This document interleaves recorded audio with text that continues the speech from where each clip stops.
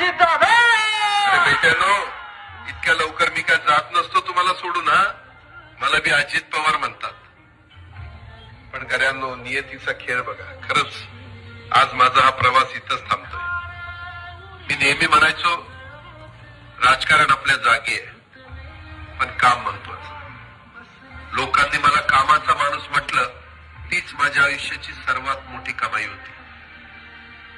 आज निरोप घेताना मन खूप जड आहे, पण एक समाधान आहे की शेवटच्या श्वासापर्यंत मी तुमच्यासाठीच धावत होतो.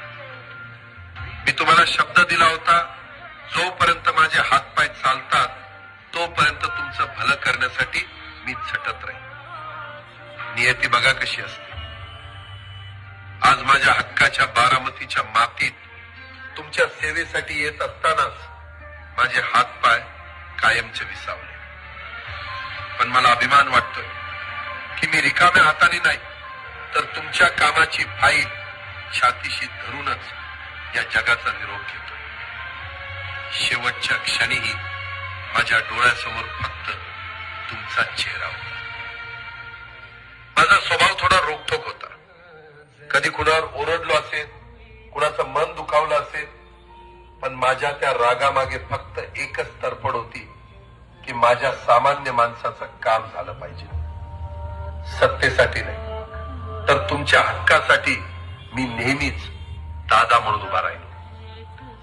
आता मी निरोप घेतोय, पण महाराष्ट्र थांबता कामा नये. माझी जबाबदारी आता मी तुमच्यावर सोपवतोय. राजकारण करा, पण विकासाची गती थांबू देऊ नका. जाता जाता माझ्या शैलीत डोळे पुसून शेवटचं सांगतो, आता रडत बसू नका. उठा आणि कामाला लागा. माझा महाराष्ट्र आपल्याला अजून खूप पुढे न्यायचा आहे. तुमचाच कामाचा माणूस अजित दादा.